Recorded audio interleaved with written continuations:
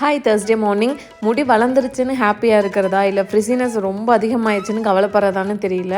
Length வந்து அதிகமாக ஃப்ரிசினஸ் ரொம்பவே அதிகமாக இருக்குது. நான் வந்து ஒரு 3 இயர்ஸ் மேலே ஜோவிஸோட ஹெர்பல் சீரம் தான் யூஸ் பண்ணிகிட்ருக்கேன். இது பெட்டர் ரிசல்ட் இருக்கும். ஸோ கண்டிஷனர்லாம் யூஸ் பண்ணுறதுக்கு பதிலாக ஹேர் வாஷ் பண்ணதுக்கப்புறம் கொஞ்சம் ஈரமாக இருக்கும்போது இந்த கண்டிஷனர் அதாவது இந்த சீரம் யூஸ் பண்ணிங்கன்னா பெட்டராக இருக்கும். ஸோ டேக் பண்ணுறேன், உங்களுக்கு வேணால் செக் பண்ணி பாருங்கள்.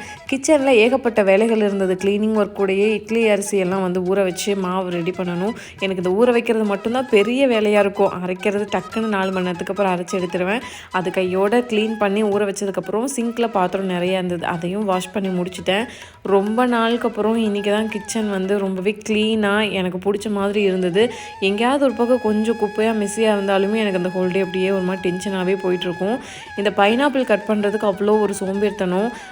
பைனாப்பிள் விற்றுட்டு வரவங்ககிட்ட அது கொஞ்சம் சங்கடம் பார்க்காம அழகாக கட் பண்ணி கொடுத்துருங்கலாம் கேட்பேன். ஆனால் இப்போ பார்த்தீங்கன்னா சர்க்கிள் டைப்பில் கட் பண்ணிவிட்டு அதோட எட்ஜஸ் எல்லாம் கட் பண்ணி ஈஸியாக நம்ம சின்ன கத்தியாக இருந்தாலும் எடுத்துக்கலாம். ஸோ இந்த டிப் ஃபாலோ பண்ணி பாருங்கள்.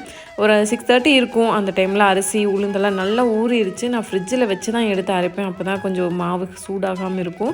ஒரு 7:30 மணி போல் எல்லாமே ரெடி பண்ணிவிட்டு கிரைண்டரெல்லாம் வாஷ் பண்ணி எடுத்து வச்சாச்சு. இப்போ தான் எனக்கு ஒரு பெரிய வேலையே முடிஞ்ச மாதிரி இருந்தது.